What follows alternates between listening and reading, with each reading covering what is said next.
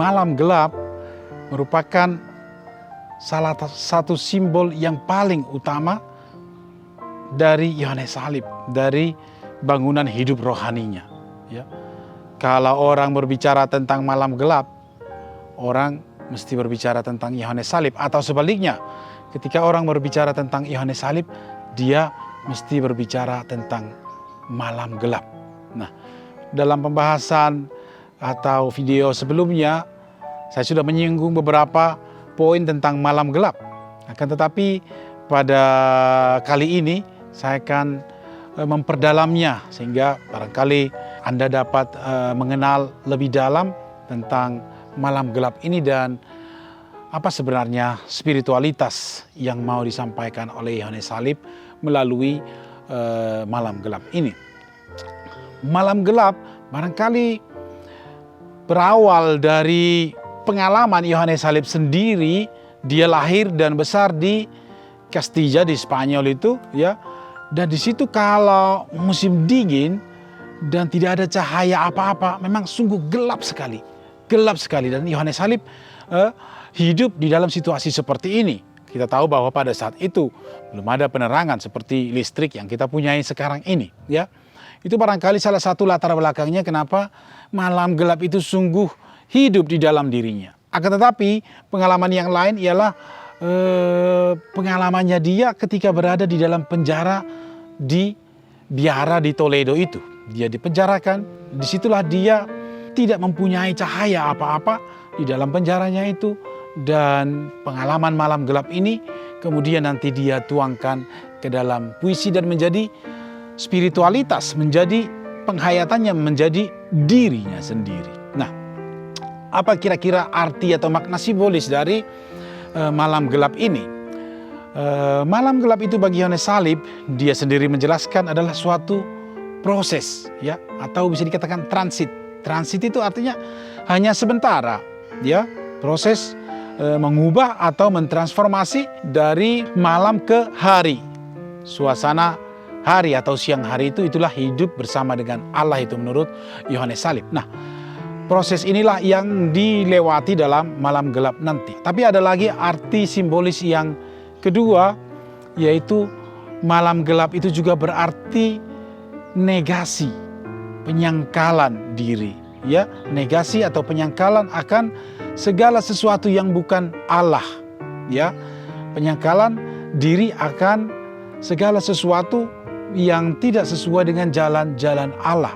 Nah, misalnya dengan keinginan, hasrat, kehendak dan sebagainya, ini menjadi jalan-jalan negasi, jalan-jalan penyangkalan diri, karena menurut Yohanes Salib harus dimurnikan, dibersihkan dulu, baru orang bisa hidup bersatu dengan Allah. Makna yang ketiga, makna simbolis yang ketiga dari malam gelap ini ialah kegelapan itu sendiri. Kegelapan, kenapa kegelapan?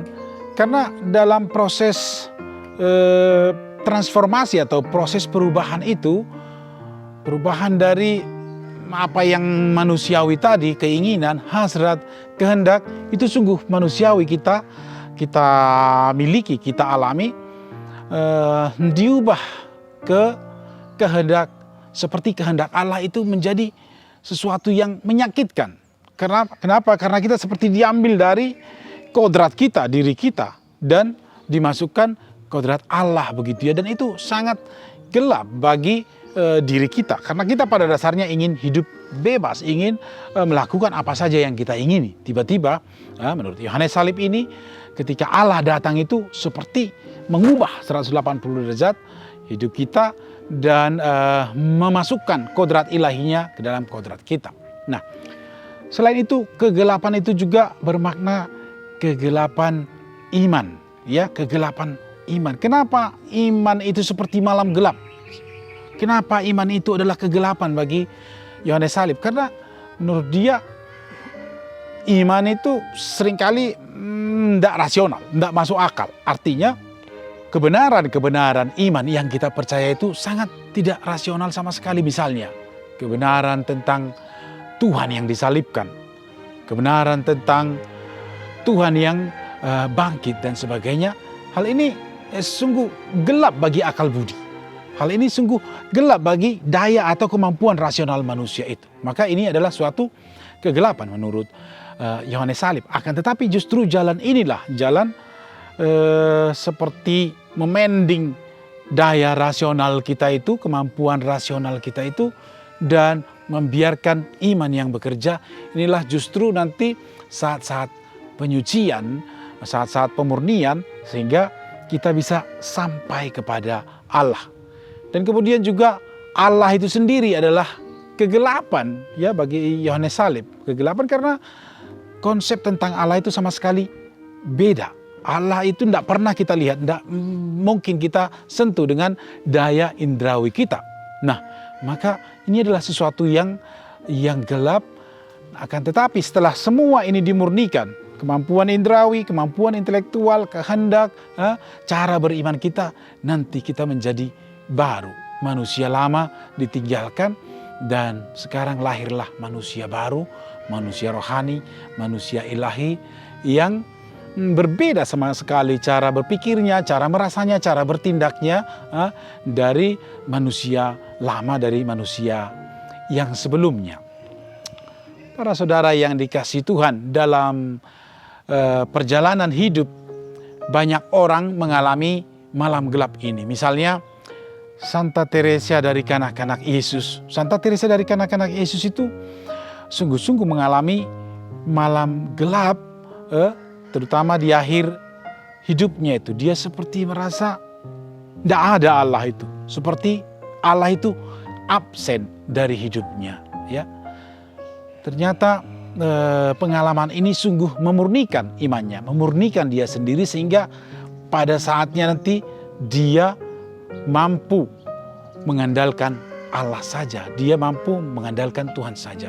Dalam pengalaman yang lain, misalnya Teresa Kalkuta, ya, dia dikatakan seperti mengalami malam gelap sepanjang hidupnya itu. Tetapi justru jalan-jalan inilah yang dipakai oleh Allah untuk memurnikan iman, memurnikan diri Teresa Kalkuta, sehingga dia menjadi manusia yang lain, yang baru sama sekali.